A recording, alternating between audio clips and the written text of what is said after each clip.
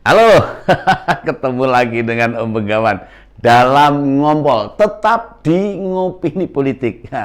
Para pemirsa, ini ada kabar baru yang mengejutkan, mengagetkan. Datang dari Pak Anies. Loh, ini katanya dengan jabatan beliau sebelumnya, yakni Gubernur DKI Jakarta, tanpa banyak orang yang tahu loh ini, hadiah pensiun jabatan Gubernur DKI itu berubah mobil mewah. Wow, itu mereknya Land Cruiser. Waduh, seharga 2,3 miliar.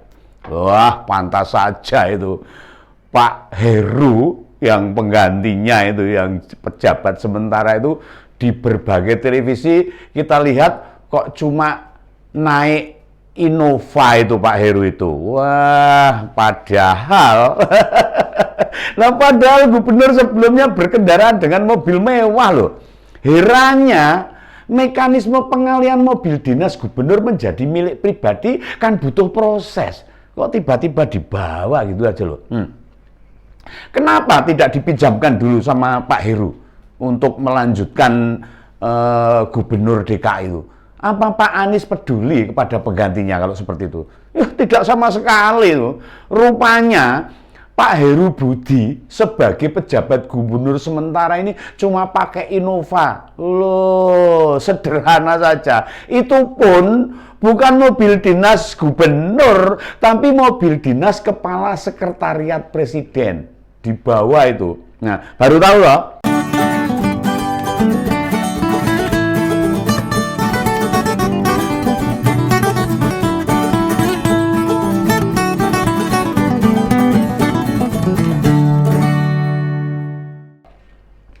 Mungkin panjenengan baru tahu tuh. Kalau Pak Heru itu sekarang ini memiliki dua jabatan yang keren. Nah, bukan hanya pejabat gubernur DKI loh, juga sebagai kepala sekretariat presiden. Loh, kedua jabatan itu sama-sama menyediakan fasilitas mobil dinas. Nah, tapi apa selama ini beliau pernah berbicara tentang itu? Ya, tidak sama sekali Pak Heru itu. Termasuk saya ini jebule mobil mewah yang menjadi fasilitas gubernur DKI. Lo kok bisa dijual ke mantan gubernur? Wah, asal menjalankan tugas lebih dari 4 tahun, Pak. Piye ini? Saya tidak mempersoalkan mobil itu dibawa Pak Anies atau tidak. Nah, memangnya kenapa kalau dipinjamkan dulu? Ya harusnya dipinjamkan sih pada Pak Heru harusnya. Pergantian gubernur pada Oktober. Lah kayaknya memang tidak diajukan oleh Pak Anies itu untuk pembelian mobil baru. Ya buat penggantinya harusnya. Makanya mobil dinas gubernur DKI itu baru diadakan bulan Maret ini. Ya selama 5 bulan menjalankan tugasnya, Pak Heru memakai mobil dinas Kaset Pres, kesekretariat presiden. Lah dilihat dari tertib administrasi, kejadian ini kan sangat memalukan toh. Bagaimana tidak? APBD DKI tahun 2022 yang merencanakan kan ya Pak Anies toh ya. Dia pasti tahu dong kapan masa jabatannya berakhir dan mobil dinasnya kan bisa dibeli mantan gubernur dengan harga yang khusus. Lah kenapa? Pada Oktober 2022 atau sebelumnya lah, misalnya Agustus atau September 2022 sudah ada pengadaan mobil dinas gubernur. Ya jadi begitu serah terima pada Oktober sudah ada mobil dinas baru yang dipakainya untuk sekelas Pemprov DKI. Nah, harga mobil itu 2,3 miliar itu murah banget. Ya harusnya murah untuk kelas DKI Jakarta itu murah loh. Pengen tahu panjenengan berapa besarnya APBD DKI 2022? 80 triliun. Bayangkan tuh, atau 80.000 miliar. Wah, kalau dijejer-jejer uangnya bisa panjang gitu lah. Nah, dengan anggaran sebesar itu, masa sih menganggarkan mobil dinas penggantinya hanya 2,3 miliar saja kok tidak mau loh. Ngopo toh Pak Anies ini? Mau jawab apa coba Pak Anies? Sudah bernafsu setelah deklarasi capresnya Nasdem ya. Jadi lupa mengusulkan mobil untuk penggantinya. Menyedihkan sekali ini. Apa sih keberatannya meminjamkan mobil dinas? Toh jaminan perawatannya pasti bagus. Lagian loh, medan di DKI Jakarta itu dengan mobil semewah itu takut rusaknya di mana? Kan enggak, mau jalannya mulus-mulus. Serusak apapun kan juga ada biaya untuk perawatannya. Masa begitu habis masa jabatannya bukan hanya tempat tinggalnya yang pindah dari rumah jabatan ke rumah pribadi, mobil dinasnya langsung dibawa juga, mobil mewah lagi. Nah, saya ini begawan ini jadi ingat kejadian Pak Roy Suryo itu, mantan Menpora yang lengser dari jabatannya, semua perabotnya di rumah dinas tuh ikut diangkut semua. Malah manci pun diangkut. Ini jangan-jangan nih bukan hanya mobil dinas yang diangkut oleh Pak Anies nih, perabot rumah tangga, mebler dan seisi rumah dinas diangkut juga ini. Ini kira-kira loh, ini tidak menuduh ini. Nah tolong, kalau teman-teman punya kenalan, saudara yang bekerja di rumahnya dinas gubernur DKI, kasih tahu dong. Yang dibawa selain barang pribadi Pak Anies itu apalagi. Wah ini saya tidak sujon ini. Ya cuma kira-kira itu. Nah soal beginian Pak Anies kok diam saja toh. Tidak hanya tidak mau meminjamkan mobil dinas. Lah slogannya Pak Heru aja loh. Itu ya dipakai, diambil tanpa izin. Jadi slogan Pak Anies di berbagai tempat. Padahal itu kan slogannya Pak Heru itu loh. Lagi mana ini slogan Pak Heru yang berbunyi sukses Jakarta untuk Indonesia, dibawa Pak Anies kemana-mana itu. Lo gak minta izin lagi. Orang berpendidikan kok ya, tidak kreatif sama sekali. Plagiat itu namanya, kalau bahasa akademisnya itu plagiat itu, jiplak itu. Lah terus bisa nyapa ini Pak Anies ini. Nah tidak banyak yang tahu kan. Sesuai dengan peraturan gubernur nomor 119 tahun 2020, gubernur DKI memiliki 2 kendaraan dinas. Oh, ini ada peraturan gubernurnya itu, yakni sedan dengan kapasitas 3000 cc dan jeep 4200 cc.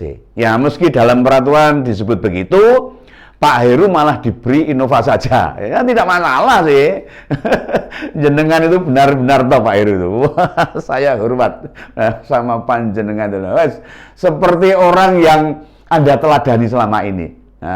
Gubernur Jawa Tengah juga pakai Innova. Ada temennya itu Pak Ganjar Pranowo itu kemana-mana ya cuma pakai Kijang Innova itu. Dulu Pak Jokowi waktu jadi gubernur DKI, meski mobil dinasnya Land Cruiser dan Innova, beliau lebih sering memakai Innova hitamnya itu. Enggak pakai yang mewah itu. Memang dia itu sederhana. Mau tahu alasannya apa? Jelas cc-nya lebih rendah, lebih kecil. Nah, berarti tidak boros BBM.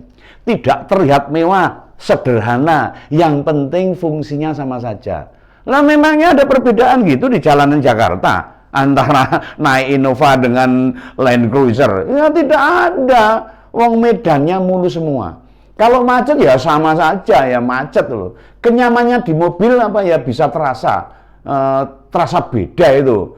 Kalau urusannya banyak itu. Orang-orang dengan tanggung jawab besar itu ya dimanapun itu yang dipikirkan ya pekerjaannya, tidak ngerasa kayak enak numpak mobil itu loh. Mau mewah mau sederhana orang tahu dirasa kayak loh. Kalau untuk pejabat-pejabat yang banyak pekerjaannya. Nah begitu masuk mobil baru 10 menit, ya paling ya telepon sana, telepon sini. Kalau pejabat kan gitu, briefing, agenda berikutnya, mempelajari bahan pertemuan. Ya kalau capek tidur kan gitu. Pejabat yang banyak pekerjaannya seperti itu. Orang tahu ngerasa kayak penake numpak mobil tuh. Nah, kepadatan aktivitas yang sangat tinggi, kenyamanan kendaraan tidak pernah begitu terasa, tidak pernah dirasakan. Nah, ditambah bodi Pak Heru, bodinya Pak Heru ini dan Pak Jokowi itu hampir sama.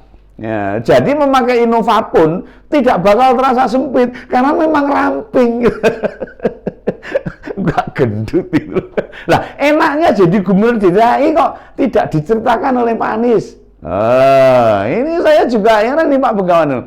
Kenapa Pak Anies tidak pernah menceritakan gimana enaknya jadi gubernur DKI? Malah bengok-bengok keluar-keluar katanya jadi gubernur itu seperti tahanan kota. Karena aneh itu. Masa tahanan metu saka penjara untuk mobil Land Cruiser. Nah, orang ini benar-benar lupakan rasa bersyukur ini. Oh, dapat Land Cruiser bilang kayak tahanan kota. Ayo Pak Anies, kapan-kapan mbok cerita apa sih enaknya jadi gubernur DKI? Berani nggak panjenengan menceritakan? Jangan susahnya aja, enaknya juga diceritakan. Kan fasilitasnya bukan hanya mobil dinas, ada rumah dinas, asisten pribadi dinas, kebutuhan sehari-hari juga difasilitasi dinas loh. Lah kurang apa?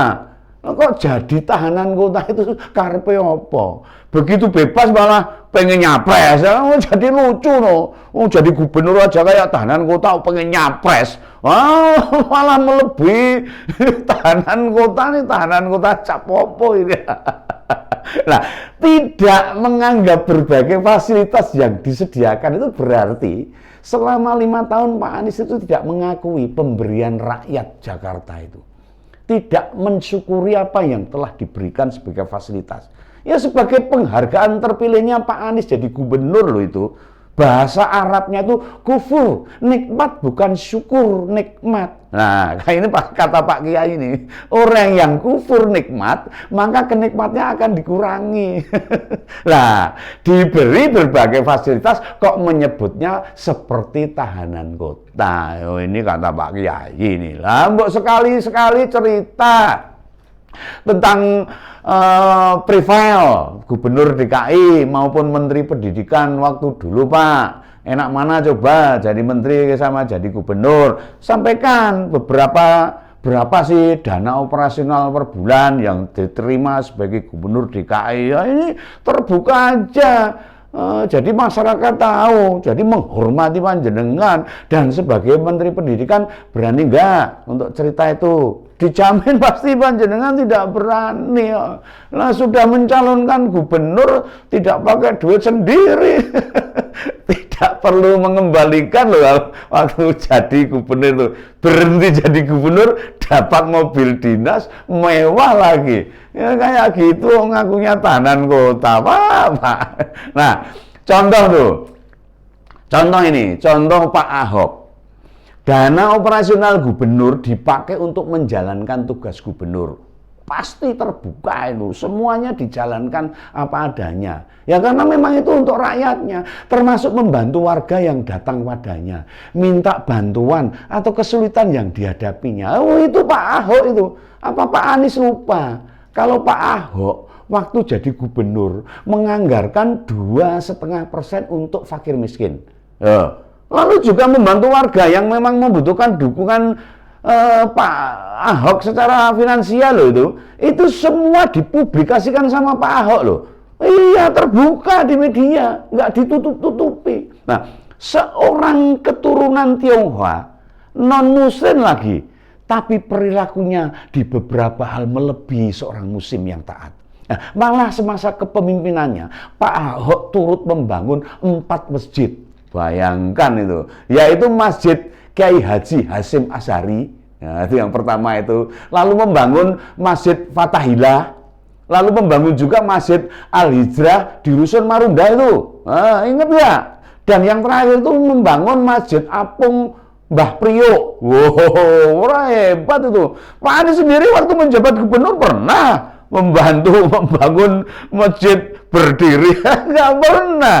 Padahal kan Pak Anies seorang Muslim loh. Ya, yang jelas saya memaknai berita-berita mengejutkan ini sebagai jalan ilahi membongkar perilaku pemimpin yang tidak layak untuk dipilih. Untuk menyadarkan kita semua, ya hati-hatilah dan waspada. Karena bila orang yang tidak tepat diserai tanggung jawab, ya tunggulah kehancuran kita tinggal saatnya. Semoga kita semua diselamatkan dari pemimpin-pemimpin model begini yang tidak pernah bertanggung jawab. Kalau begitu sudah, sekian aja. Salam Begawan, sampai ketemu pada ngompol berikutnya. Salam Begawan.